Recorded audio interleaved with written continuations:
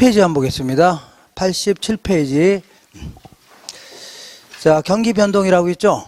요거 알아보겠습니다.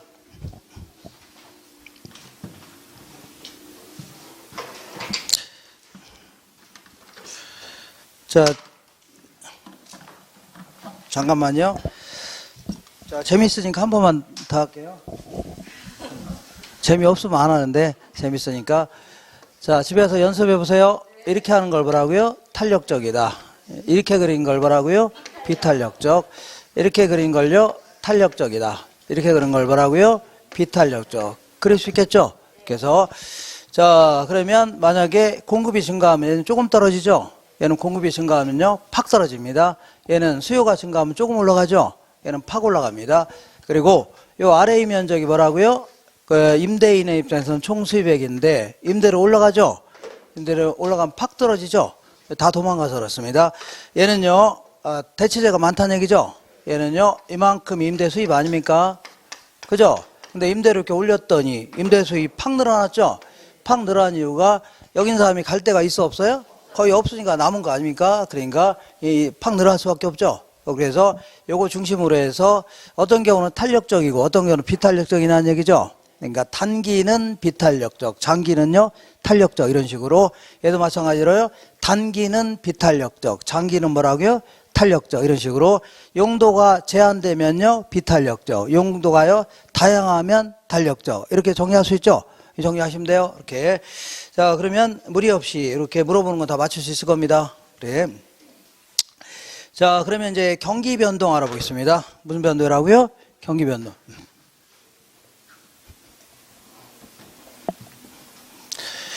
자, 경기 변동은 경기가 이제 좋아졌다 나빠졌다를 반복하는 거 있죠? 이걸 경기 변동이라 하는데 보통 이제 그 일반 경기 변동하면요 총체적인 경제 활동이죠. 예, 그러니까 우리 교재는 45페이지에 있을 겁니다. 45페이지, 요약집 45페이지. 자, 일반 경기 변동하면요, 어떤 총체적인 경제 활동 수준 있잖아요. 예, 예를 들어서 국민소득이라든가, 인플레이션, 실업률이라든가, 아니면요, 종합 주가지수 같은 거 있죠. 이런 것들이, 경제 상태가, 자, 좋아졌다, 나빠졌다를 반복한다는 얘기죠. 이걸요, 일반 경기 변동해 줍니다. 뭐라고요? 일반 경기 변동. 이거는 보통 이제 주로 이제 주글라 파동을 주로 얘기합니다. 누가 얘기한 거라고요? 주글라 파동이다. 원래 주글레였었는데 까불다가 그냥 주글라로 바꿨습니다. 자, 이제 일반 경기 변동인데 얘는 상당히 좀 약간 규칙적으로 움직입니다. 어떻게 움직여요? 규칙적. 자, 그리고 이걸 쭉 잘라본다면 요거를 뭐라고요? 후퇴 국면. 요거를요, 불황이라는 겁니다. 이걸 대표적인요, 불황이라는 겁니다. 그리고 다시 경기가 좋아지는 거죠. 회복 국면 이걸요 호황이라 하는데 우리나라에서도 엄청난 불황 시기를 겪은 적이 있어 없어요? 있다입니다. 이게 대표적인 게 IMF 때입니다. 자, 이때는 뭐 그 기업이 그 장사가 안 되니까 다 망했다는 얘기죠. 실업률도 엄청나게 많고 생산은 줄어들고 주가 지수는 폭락했고 이렇게 했다는 얘기죠. 소비도 막 거의 없고 이런 시기를 IMF라고 하는데 IMF를 극복하기 위해서 다양한 정책을 내놨죠. 그래서 일반 경기를 주도하는 게 일반 기업들 아닙니까? 곧바로 바닥치고 올라갈 수 있다는 겁니다. 왜냐하면 일반 기업들은요 그동안 놀리고 있던 시설 있죠. 얼른 재가동하고 시장에 노는 사람 많아져요. 많은 사람 많으니까 얼른 채용해서 다시 또 원래 상태로 올릴 수 있죠. 근데 이 당시에는요 주택 경기라든가 건설 경기가 최악이었습니다. 주택 가격은 폭락했고 거래는 있어서 없었어요? 거래는 없었고 그리고 건설업체는요 이 손가락 빨고 있었습니다. 그래서 안 되겠다. 이제 바닥치고 좋아지려고 하죠. 그러니까 이때부터 이제 좋아질 거로 예상돼서 건축 허가를 맡아야 돼, 안 맡아야 돼요? 건설업체는 허가도 맡아야 되죠. 그리고 착공도 해야 되고 완공도 해야 돼, 안 해야 돼요? 해야 되는데 이런 거 시간이 꽤 걸려요, 안 걸려요? 꽤 걸린다는 얘기입니다. 그래서 일반 경기는 바닥치고 좋아지고 있는데 부동산 경기는요 아직까지도 바닥을 향해 치닫고 있는 겁니다. 아직까지도. 아시겠죠? 그리고 착공에서 완공까지는 시간이 걸려요, 안 걸려요? 걸리죠. 이러한 형태로 움직입니다. 이렇게. 자, 그래서 요건요, 한센이 얘기하는 파동입니다. 무슨 파동이라고요? 한센 파동이다. 이게 대표적인 부동산 경기입니다. 이렇게 하시고. 그 다음에 요거는 이제 원래는 상당히 불규칙한데 이제 규칙적으로 한번 그려보겠습니다. 어떤 식으로 하고요? 규칙적으로 딱 그려볼게요. 자, 이건 부동산 경기를 다시 한번 그려본 겁니다. 이렇게, 요거는 정점. 얘는 뭐라고요? 저점. 또 다른 정점이죠. 자, 이때 이제 경기가 가장 좋아졌다, 나빠지는 시기 있잖아요. 요거를 후퇴 국면. 이렇게 표현합니다. 그리고 요 가장 안 좋은 시기를요, 이거를, 자, 이 일반 경기에서는 이제 불황이라는 표현을 쓰는데, 얘네들은요, 하향 시장해 줍니다. 똑같은 표현인데, 이렇게 표현합니다. 바닥치고 다 좋아지려고 하죠. 이런 시기를요, 회복 국면이다. 이렇게 표현합니다. 그리고 이때를요, 상향 시장이다. 이렇게 표현합니다. 상향 시장이다. 자, 이때 상대적으로 경기가 이제 나쁜 시기가 있고 좋은 시기가 있죠. 그래서 상대적으로 나쁜 시기를요, 이거를, 자, 이때는요, 경기가 이제 확장 국면에 있다. 이렇게 얘기합니다. 거래도 많아지고, 건물도 많이 짓고 하다 보니까 뭐라고요? 시장이 막 확장 국면에 있다는 얘기죠. 근데 이때는요, 경기가 수축 국면에 있다. 이렇게 표현합니다. 그 거래도 거의 막 끊기고 건물 같은 거 안 지어지려고 하죠. 이러다 보니까 수축 국면에 있다 해줍니다.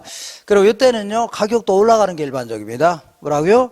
올라가는 게 일반적이에요. 그렇기 때문에 서로 경기가 좋으니까 부동산 기업 하기가 좋다는 얘기죠.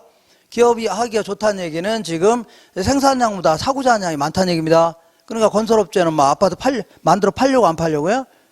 만들어 팔려고 하죠.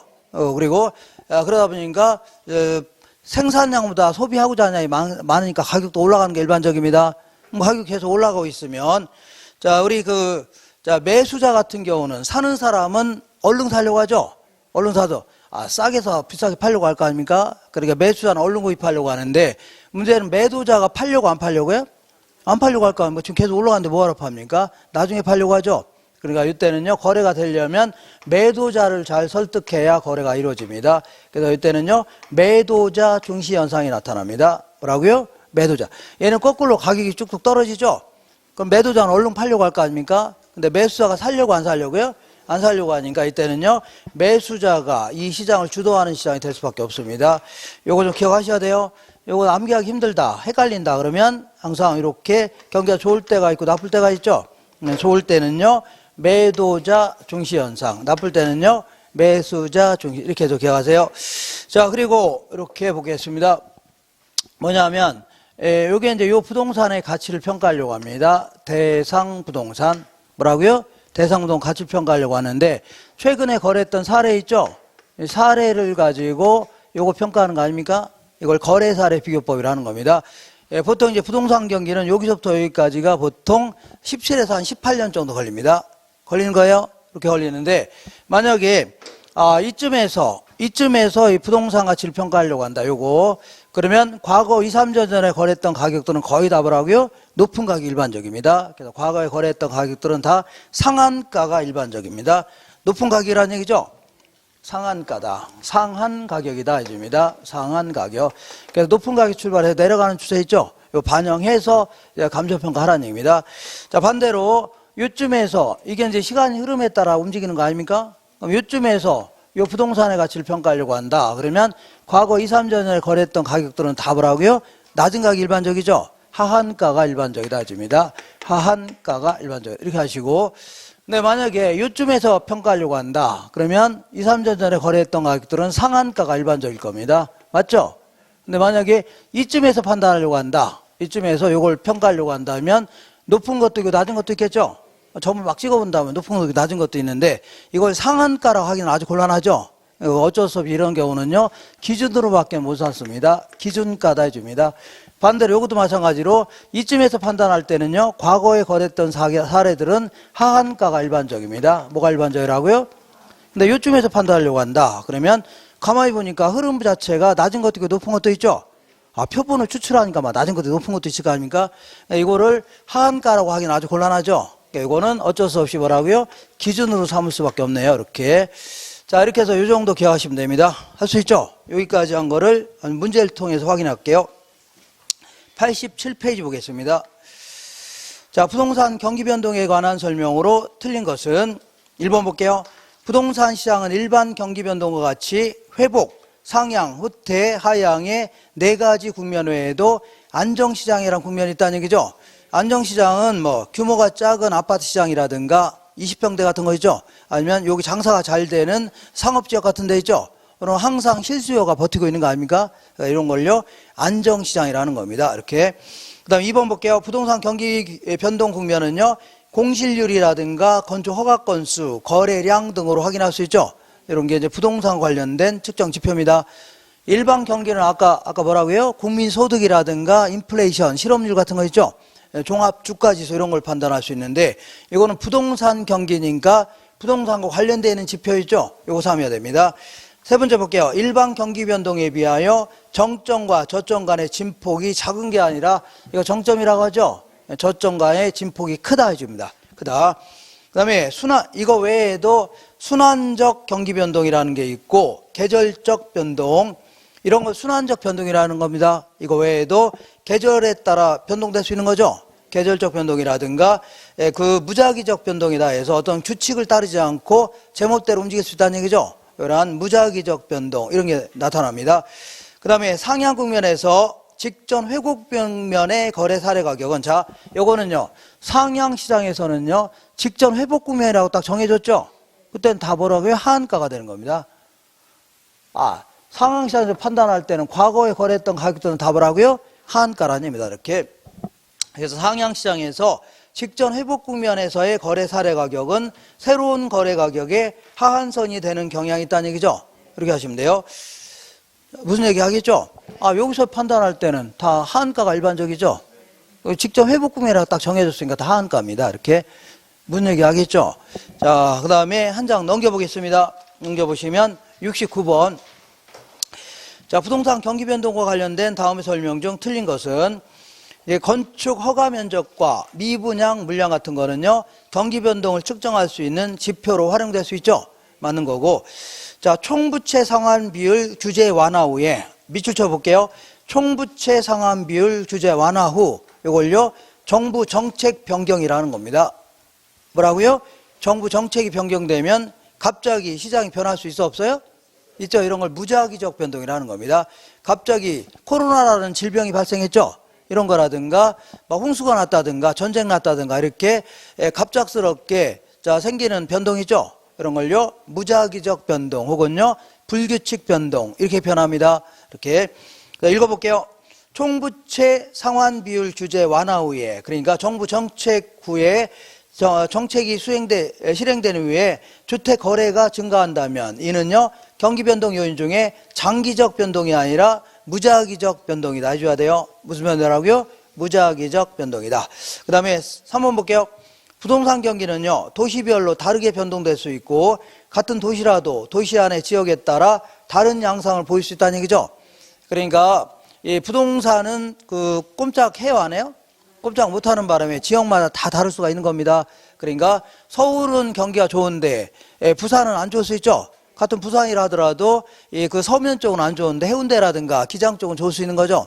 이런 식으로. 그리고 주거용은 안 좋은데 상업용 좋을 수 있는 거죠. 이렇게 다 다를 수가 있는 겁니다. 다만 이렇게 그린 거는요 모든 부동산을 평균 냈을 때 있죠. 이게 그린 거지 부동산 시장마다 아니면요 용도별로 다 다를 수가 있는 겁니다. 이렇게 하셔야 돼요. 그 다음에 이번에는 어디를 볼 거냐면 4번 볼게요. 부동산 경기도 일반 경기 국면처럼 회복, 호황, 후퇴, 불황 등의 4개 국면으로 구분할 수 있죠. 맞는 거고. 부동산 경기 변동이란 부동산 시장이 일반 경기 변동처럼 상승과 하강 국면이 반복되는 현상이 있죠.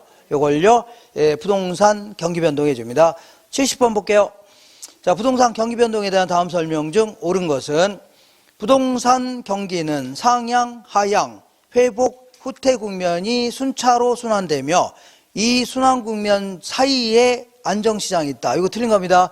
이 안정시장은요 요 사이에 이거 다음에 안정시장이 오고 이런 게 아니에요.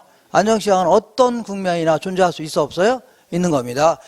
어떤 국면이든 존재할 수 있어 없어요? 있습니다. 요 20평대 초반에 아파트 시장 같은 거 있죠? 이런 것들은 불황에 매우 강하잖아요. 이런 시장을요 안정시장 해주는 겁니다. 2번 보겠습니다. 주택금융규제와 같은 외부 충격으로 주택 경기가 변동됐다면 이거는 주택금융규제니까 정부 정책이 변경되는 거죠. 이런 거 다 무작위적 변동이라는 겁니다. 이는 순환적 경기 변동이 아니라 무작위적 변동이다. 혹은요 불규칙 변동 똑같은 겁니다. 무작위적 변동이다 해줘야 돼요. 그 다음에 매년 12월이면 겨울철 아닙니까? 그래서 겨울철에 건조 허가량이 다른 달에 비하여 줄어드는 현상이 있죠. 이런 것들은 불규칙 변동이 아니라 계절적 변동입니다. 계절에 따라 정기적으로 나타나는 변동이죠. 이걸 얘기합니다. 4번에 봄, 가을의 반복적인 주택 거래 건수 증가는요. 이것도 마찬가지로 봄, 가을에 나타난다는 얘기죠. 이것도 계절적 변동입니다. 경기 변동 요인 중에 추세적 변동 요인에 속한다. 추세적 변동이 아니라 뭐예요? 계절적 변동입니다. 추세는요, 이런 추세에 따라 움직인다는 얘기죠. 이런 추세에 따라 움직이는 거 아닙니까? 그러니까 보통 이제 그 경제 성장 추세에 따라 움직입니다. 경제가 일반적으로 성장해요, 안 해요? 하죠. 원래는 이렇게 하는 게 이제 일반적인데 그림을 경제가 반드시 성장하라는 법이 있나요? 우리나라 같은 경우는 상당히 뭐라고요? 성장이 안 되고 거의 뭐 일정하죠. 그렇게 생각하시면 돼요. 그 다음에 자 5번 보겠습니다. 안정시장에서는 과거의 거래 사례 가격은요 신뢰할 수 있는 거래의 기준이 될 수 있는 거죠. 얘네는요 거의 안정돼 있거나 가격도 약간 올라가는 추세 있죠. 이런 형태를 취하기 때문에 과거에 거래했던 사례 같은 거는요 상당히 믿을만 하다는 얘기죠. 들쑥날쑥하지 않다는 얘기입니다. 이렇게 자, 한 장 넘겨보겠습니다. 넘겨보시면 72번 볼게요. 자, 부동산 경기 변동에 대한 설명으로 틀린 것은 부동산 경기도 일반 경기와 마찬가지로 회복, 상향, 후퇴, 하향 등의 순환적 경기 변동이 나타난다는 얘기죠. 맞는 거고 하향 국면은요. 여기 볼게요. 하향 국면은 누가 중시한다고요? 매수자가 중시되고 과거의 거래 사례 가격은요. 새로운 거래의 이때는 과거에 거래했던 사례들은 다 뭐라고요? 상한가가 됩니다. 상한가, 상한이 되는 경향이 있다. 맞는 거고 상향 국면은요. 요 시장이죠. 누가 중시한다고요? 매도자가 중시됩니다. 그리고 과거의 거래 사례 가격은요. 새로운 거래의 이때는 하한가가 되는 거죠. 과거에 거래했던 사례들은 다 어떻다고요? 하한가가 됩니다. 자, 그 다음에 몇 번이냐면 4번 볼게요. 회복 국면은요. 회복 국면은 요거 아닙니까? 누가 중시한다고요? 매도자가 중시되고 과거의 거래 사례 가격은요. 새로운 거래의 기준 가격이 되거나 하한이 된다. 자, 과거에 거래했던 가격들은요. 기준 가격이 되거나 하한이 되는 거죠. 맞는 편입니다. 자, 그 다음에 5번 후퇴 시장은요. 요걸 얘기하죠. 요거 얘기하는데 얘는 매수자가 중시된다. 요거 맞는데 과거의 거래 사례 가격은요. 자, 과거에 거래했던 사례들은 기준 아니면 뭐예요? 상한가입니다. 그러니까 과거에 거래된 사례는 기준이 되거나 기준 가격이 되거나 하한이 아니라 상한이 되는 경향이 있죠. 상한이 되는 경향이 있다 해줘야 돼요. 상한되는 거 아닌가? 이렇게 해서 여기는 뭐 어렵지 않게 물어보니까 맞출 수 있습니다. 물어본다면 자, 보통 이제 요 부동산 경기는 일반적으로 17에서 몇 년이요? 18년 정도 걸리는 중장기적인 순환입니다. 중장기적인 순환인데 우리 간혹 가다 보면 뭐 2, 3년에 한 번 걸로 부동산 경기가 좋아졌다, 나빠졌다를 반복한다는 얘기죠. 이런 건 그거는 뭐 때문에 그러냐 그런 얘기입니다. 오늘 에치켈이라는 사람이 거미집 모형이라는 걸로 설명하고 있습니다. 이거. 그래서 요거는요, 2018년, 요거는요, 2019년, 이렇게 칠게요. 요거는요, 요거 몇 년 같아요? 원래 19년 다음 20년 아닙니까? 이렇게. 네. 자, 이거. 근데 2018년대는요, 마늘이 과소 생산됐습니다. 자, 지금부터 마늘을 1년에 한 번씩 생산한다고 가정하는 겁니다. 그리고 외국에서, 중국에서 수입하고 이런 거 없습니다. 없다 가정하는 겁니다. 그러니까 요즘에는 안 맞아요, 이런 게. 안 맞습니다. 안 맞아요? 논리 안 맞습니다. 안 맞는데 그냥 계속 나오니까 그러는 겁니다. 어쨌거나 수익 같은 거 없다 가정하는 겁니다. 그러니까 시장에서 마늘이 과소 생산되니까 자, 시장에 나와 있는 마늘이 얼마 대화한대요? 그러니까 서로 구입하려니까 가격이 올라갈까요? 떨어질까요? 폭등하는 현상이 나타납니다. 뭐라고요? 폭등. 자, 그잖아요? 막 서로 구입하려고 하니까 폭등할 거 아닙니까? 그죠? 그럼 만약에 일반적인 재화라고 치자. 일반적인 재화할 경우는 가격이 폭등했으면 다른 공급자가 이거 만들려고 안 만들려고 해? 서로만 만들려고 할 겁니다. 그죠? 예를 들어 올해 말에 자, 이 그 모지코트가 막 가격이 좋아졌다는 얘기죠? 이 서로 만들려고 안 만들려고?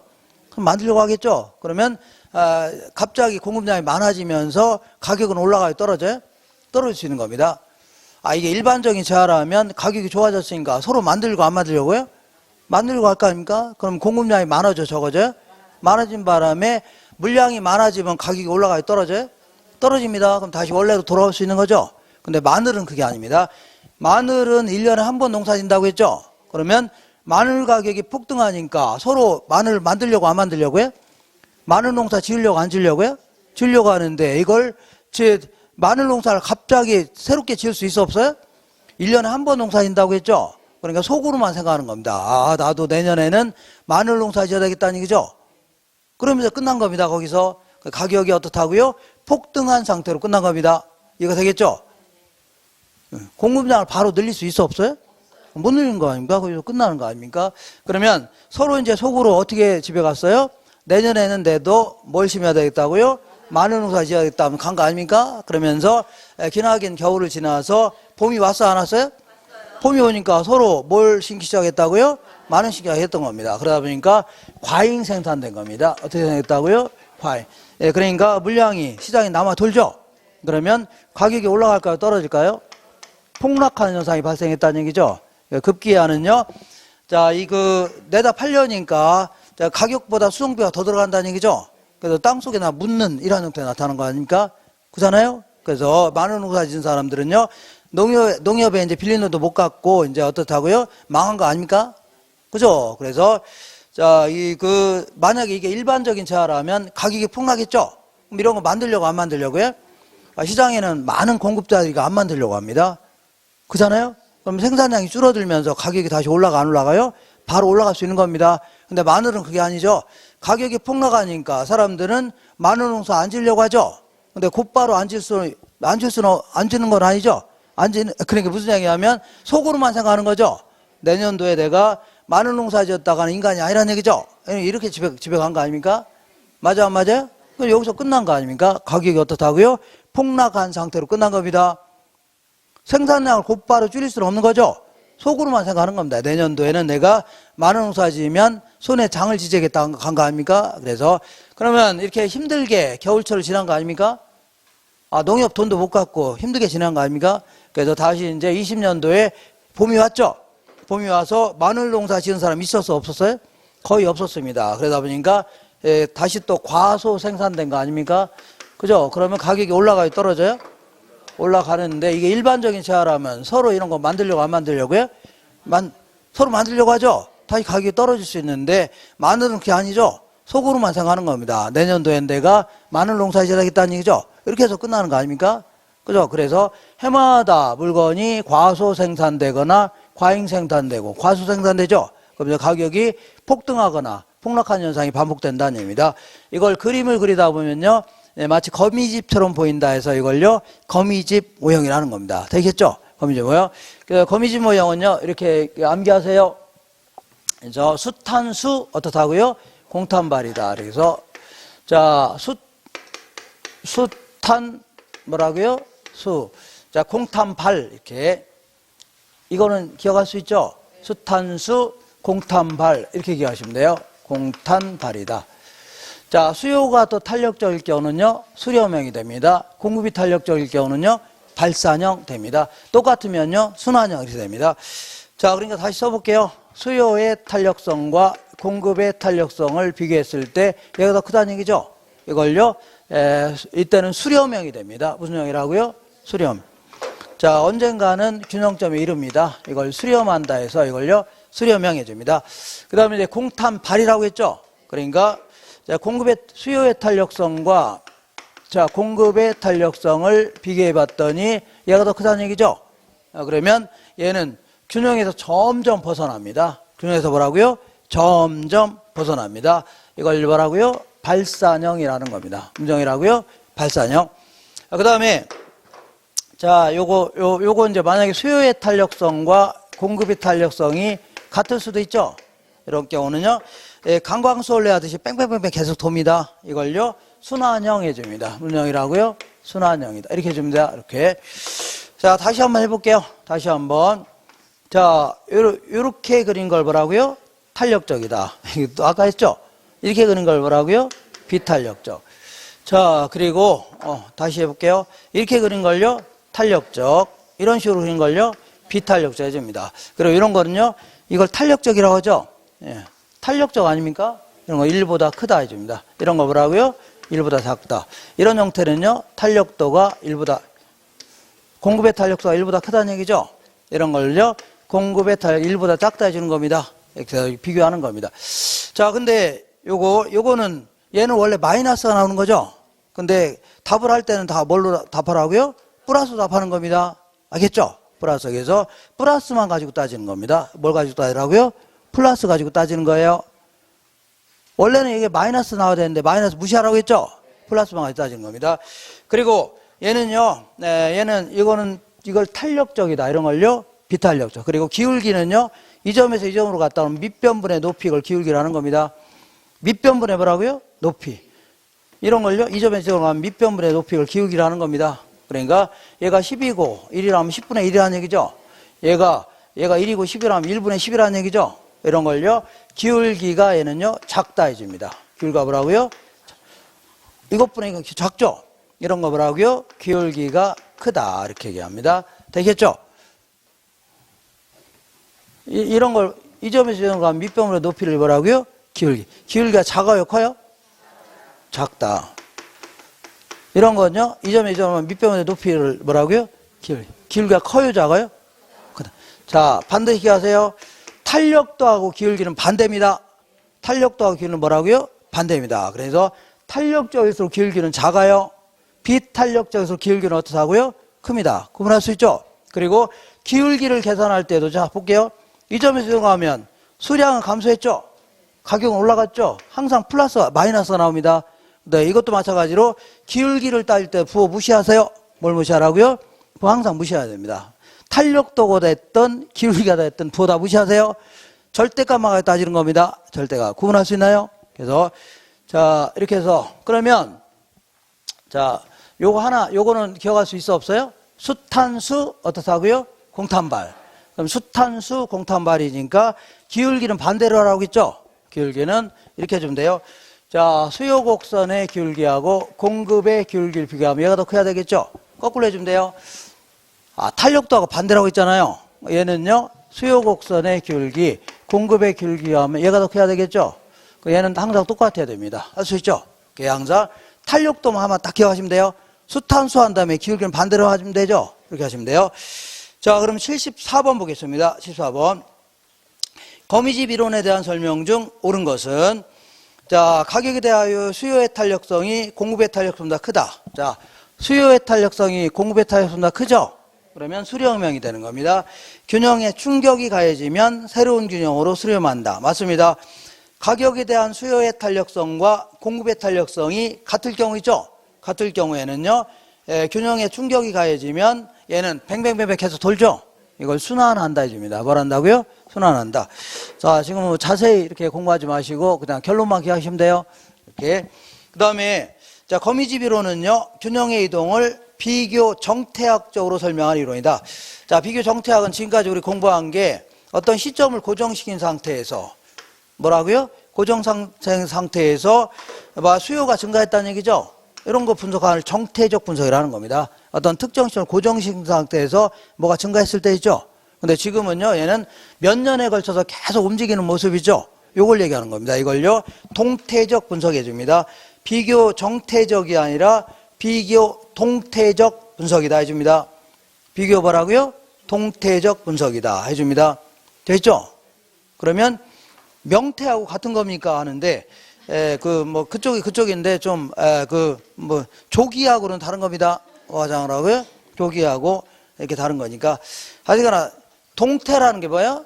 움직인다는 얘기죠? 몇 년에 걸쳐서 움직이는 태는요, 모습을 얘기하는 겁니다. 요걸 분석한다 해서요, 동태적 분석해 줍니다. 그래서 아까 얘기한 대로 우리 같은 사람은 마늘 가격이 비싸면 살려고 안 살려고요? 안 사고 싸면요 많이 살려고 하죠. 즉시 반응합니다. 어떻게 반응한다고요? 즉시. 근데 생산자는 그게 아니죠. 가격이 올라가면 공급량을 바로 늘릴 수 있어 없어요? 아, 속으로만 생각하는 거죠. 내년도에도 마늘 농사 지어야 되겠다는 얘기죠. 그러면서 일정 기간 후에 나타납니다. 가격 올라가면 다음 년도 돼서 증가하는 거죠.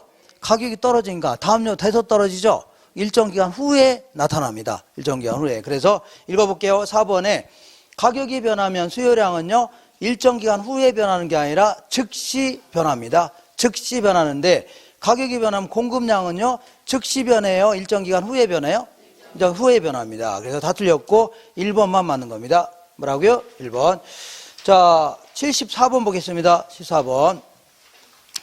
자, 부동산 경기에 관한 거미집 모형이 시사하는 바를 기술한 것이다. 옳지 않은 것은 자, 이거 생각해 볼게요.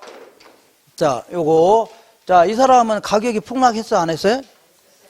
마늘 가격이 폭락하니까 이 농부 입장에서는 속으로 뭐라고 생각했어요? 내가 또다시 마늘 농사 지으면 인간이 아니라고 생각하는 거죠? 그러면 그 사람이 왜 그런 식으로 생각할까요? 왜 그런 생각하냐면, 자, 이 사람은요, 마늘 농사를 지으면 인간이 아니라는 얘기죠? 이 사람이 속으로 어떻게 생각하냐면, 다음 년도 돼서 계속 가격이 폭락할 걸로 예상되는 겁니다. 다시 할게요. 이 사람이 왜 마늘 가격이 폭락하니까 마늘 농사 안 지으려고 해요? 다음 년도도 계속해서요, 마늘 가격이 폭락할 걸로 예상하는 거죠? 이런 거를 비합리적인 예상이라는 겁니다. 그죠? 뭐라고 한다고요? 비합리적이다. 그럼 만약에 이 사람이 이렇게 생각할까요? 나는 마늘 농사 이번에 망쳤어도 또 마늘 농사 지어야 됐다는 얘기죠? 그런 사람이 있다면 다음 년도 크게 돈 벌 수도 있을 겁니다. 그렇잖아요? 근데 그렇지 않다는 얘기죠? 그죠? 이런 식으로 현재의 가격에만 반응한다는 가정하는 겁니다. 그러니까 현재 가격이 계속해서 다음 년도도요, 계속 유지할 거라고 가정하는 겁니다. 이거 되겠나요? 다시 할게요. 자, 이 사람이 왜 가격이 폭락하니까 마늘 농사 안 지으려고 합니까? 내년도에도 계속 가격이 폭락할 걸로 예상하는 겁니다. 이런 걸요, 예상의 비합리성이라는 겁니다. 아시죠? 근데 문제는 그게 그 사람이 바보라서 그런 게 아닙니다. 자, 본인이 한번 생각할게요. 본인이 마늘 농사 지었는데 올해 망쳤다는 얘기죠? 그 다음 땅속에 묻었죠? 근데 또 마늘 농사 지으려고 해요? 그렇지 않을 겁니다. 그러니까 어쩔 수 없는 거 아닙니까? 그래서 1번 표현 기억하세요. 1번 74번에 1번 옳지 않은 것은 거미집 모형은요, 공급자가 언제나 현재의 시장 임대료였죠. 시장 가격에만 반응한다는 얘기는요, 현재 가격이 계속 유지할 거라고 가정하는 겁니다. 그래서 현재의 임대료에만 반응한다는 것을 전제하고 있는 거죠. 자, 그런 얘기입니다. 전제하고 있는 것은 아니다가 아니라 전제하고 있다고 가정하는 겁니다. 이게 틀렸네요. 무슨 얘기 하겠나요? 다시 해요? 헷갈리지 마세요. 자, 한 번만 더 할게요. 나는 마늘 농사 요번에 망쳤죠? 근데도 내가 내년에 죽는 한 있더라도 그냥 마늘 농사 또 진다는 얘기죠? 그런 사람 큰 돈을 벌 수가 있다는 얘기입니다. 근데 항상 사람들은요, 농부들은요, 예상을 좀 비합리적으로 합니다. 어쩔 수 없이 쫄딱 망했는데 또 마늘 농사 지으려고 해요? 다른 거 하려고 할 겁니다. 그렇게 생각하시면 돼요. 2번 해볼게요. 부동산 시장은 주기적으로 초과 수요와 초과 공급이 반복된다는 얘기죠. 초과 수요와, 자, 초과 공급이 반복되는 거 아닙니까?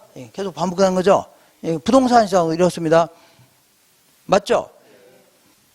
부동산 시장도 어떤 지역이 있는데 어떤 사람이 오피스텔을 딱 지었는데 대박 났다. 대박 났죠? 대박 나니까 이 사람 큰 돈 벌었어요? 못 벌었어요? 벌 거 아닙니까? 그러면 건설업자가 속으로 어떻게 생각해요? 나도 여기다가 뭘 지어야 되겠다고요? 오피스텔 지어야 되겠다 하죠? 근데 한 사람만이 그렇게 생각하는 게 아니라 많은 사람이 그렇게 생각해야 하네요? 하면서 땅을 구입해서 그 오피스텔 짓기 시작할 겁니다. 몰래. 근데 이미 짓기 시작하면 늦은 거죠? 2, 3년 지나니까 물량이 남아 도는 거죠? 그러면서 가격이 어떻다고요? 폭락하는 거 아닙니까? 그죠? 그래서 급기야는 은행 돈도 못 갚고 도망가는 거 아닙니까? 아니면 외국에 도주하거나 배째를 하는 거죠? 그럼 이런 사람이 속으로 뭐라고 생각해요? 또다시 오피스텔 지었다가는 여기다 오피스텔 지으면 인간이 아니라고 하는 거죠? 그래서 집에 간 거 아닙니까? 그러면서 오피스텔 지은 사람이 있었어, 없어요? 거의 없었죠? 그러니까 몇 년 지나면 또 품귀 현상이 나타나죠? 똑같은 형태로 나타납니다. 이렇게. 자, 볼게요. 자, 그러니까 2번 맞고 3번 볼게요. 부동산 시장 이 같은 현상이 발생하는 것은요, 시간적 갭이 존재한다는 얘기죠. 특히 공급에 갭이 존재하는 거 아닙니까? 가격이 올라갈 때 바로 늘릴 수만 있다면 이런 현상이 나타나요? 안 나타나요? 안 나타납니다. 시간적 갭이 존재해서 그래요. 자, 그 다음에 4번 볼게요. 단기적으로 가격이 급등하게 되면, 그러니까 단기적으로 어떤 사람이 오피스텔 딱 지었는데 대박 났어, 안 났어요? 원룸을 딱 지었는데 대박 났다는 얘기죠? 그러면 건설업자가 여기다 원룸 지으려고 안 지으려고 해요? 빈 땅만 세면 지으려고 하죠? 근데 그때는 이미 늦는 겁니다. 한번 읽어볼게요. 자, 단기적으로 가격이 급등하게 되면 건설업자가 건축 착공량이 증가해요, 안 해요? 증가하죠. 근데 막상 공급 물량이 막상 시장에 출하하게 되면 2, 3년 지나면 오히려 물건이 남아 돌죠. 공급 초과가 돼요. 결국은요, 침체 국면에 접어들 수 있죠. 요게 이제 반복될 수 있다는 얘기입니다. 자, 그리고 요거는요, 보통 이제 주거용보다는 상업용, 공업용 있죠. 여기에 더 강하게 나타납니다. 우리 어떤 지역에 그 상가가 잔뜩 있는데 딱 분양이 하도 안 돼서 특별 분양하게 써놓은 거 있죠. 싸게 팔겠다는 거 아닙니까? 이거 왜 이러냐면 어떤 사람이 상가 하나 딱 지었는데 대박 났다는 얘기죠. 그러니까 이 상가 3, 4층짜리 같은 경우는 건설업자가 쉽게 지을 수 있는 거 아닙니까? 뭐 너도나 막 짓기 시작하는 겁니다. 그러다 보니까 몇 년 지나니까 남아 도는 거죠. 이런 현상을요, 우리 흔히 볼 수 있는 겁니다. 어떻게 볼 수 있다고요? 흔히. 이거는요, 주택보다는 어떤 쪽이라고요? 상가나 공장 쪽에서 더 많이 나타납니다. 읽어볼게요. 자, 이 같은 현상은요, 주거용보다는 상업용, 공업용 부동산에 더 강하게 나타난다는 얘기죠. 이렇게 하세요. 어떤 사람은요, 주거용이 더 탄력적이라며요. 아까 그러는데, 이 주거용이 탄력도를 계산할 땐 대체재가 많아요, 적어요? 많으니까 그때는 탄력적이라는 얘기고, 거미집 모형은 어떤 게 더 많이 나타난다고요? 상업용이 더 많이 나타난다, 그런 얘기입니다. 헷갈려요? 자, 그리고 어디만 77번 보겠습니다. A, B, C 세 개 부동산 시장이 다음과 같이 있을 때 A 시장 볼게요. A 시장은 수요 곡선의 기울기하고 공급의 기울기의 비교가 아닌가? 수요의 기울기가 더 크죠? 이게 더 크죠? 그러니까 무슨 형이라고요? 발산형. 제가 뭐라고 했어요? 부호나 무시하라고 했죠? 무시하시고 부호다 무시하는 겁니다. 그다음 B 시장은요. 기울기가 둘 다 같아요? 달라요? 같으니까 얘는요. 순환형. 그다음에 C 시장은요. 수요의 기울기는 0.6, 공급의 기울기는 1.2죠? 뭐가 더 커요? 이게 더 크잖아요, 공급의. 그러니까 무슨 형이라고요? 수렴형. 할 수 있나요? 수렴형. 한 장 넘겨보겠습니다.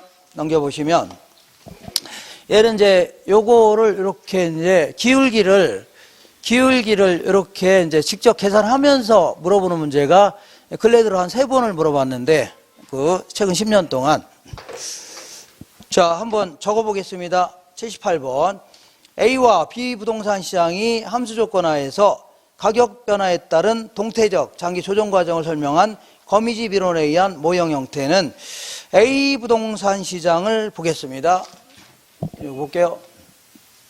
이거 볼게요. A 부동산 시장이 있고 B 부동산 시장이 있어 없어요?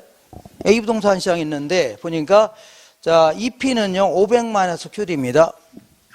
EP는 500 마이너스 자 QD죠. 그럼 요게 수요예요, 공급이에요? QD는 수요. 디맨드 하면 수요입니다. 서플라이 하면요 공급. 이건 수요 곡선입니다. 무슨 곡선이라고요? 수요 곡선. 다음에 공급 함수는요 3P는요 300 플러스 4QS랍니다. 300 플러스 어떻다고요? 4QS. 요 QS는 공급이에요, 수요예요? 공급입니다. S가 서플라이 공급입니다. 했잖아요. 자, 이런 거를요, 수요. 이런 거 공급이라는 거 아닙니까? 이걸 디맨, 이걸요, 서플라이. 다시 해요? 자, 이번에는 B 부동산 볼게요. 자, P는 400-2QS, 2QD입니다. P는요, 400-2QD죠? 맞아, 안 맞아? Q, 맞아. 그 다음에 EP는 어떻게 돼요? 100 플러스 4QS, 맞죠? 이렇게.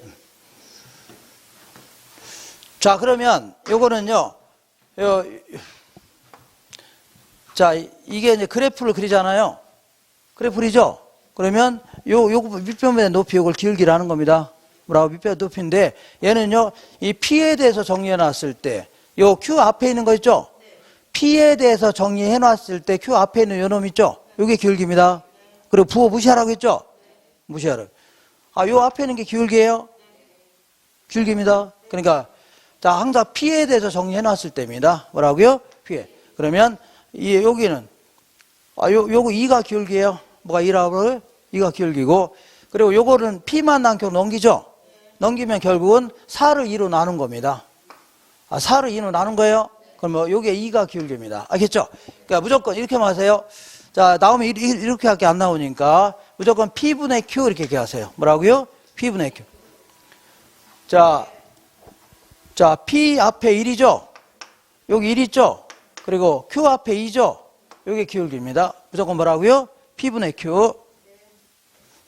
요거로 나누면 되죠?